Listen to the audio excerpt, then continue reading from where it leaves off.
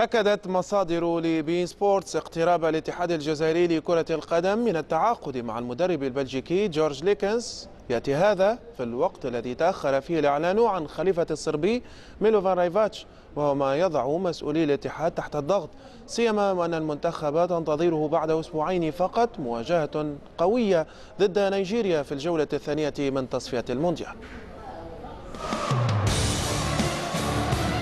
أيام قليلة تفصل المنتخب الجزائري عن المواجهة القوية أمام نيجيريا ضمن تصفيات المونديال، والغريب في الأمر أن الاتحاد الجزائري لم يحسم بعد في خليفة السربي ميلوفان رايفاتش.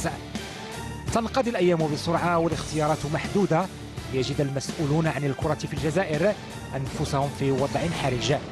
المنتخب بدون مدرب حتى الآن، في الوقت الذي تستعد فيه كل المنتخبات للجولة الثانية من التصفيات.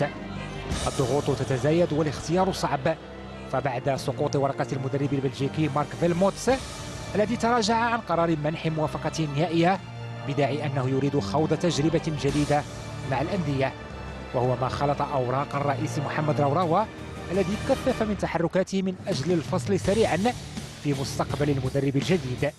وسائل الإعلام الجزائرية دخلت على الخط، حيث أوضحت الهداف أن خيار الاعتماد على المدرب كوربيس أصبح لاغيا بعد احتمال تعاقده مع لوريون، كما أن فكرة التعاقد مع المدرب بول لوغوين لم تتضح معالمها بعد.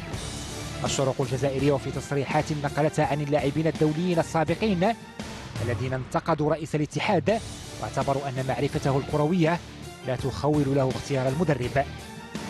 بعد تعثر المفاوضات مع فيلموتس وكوربيس، أصبح المدرب المحلي بديلا يفرض نفسه أيضا ليطرح اسم المدرب جمال بالماضي الذي راكم تجربة جيدة.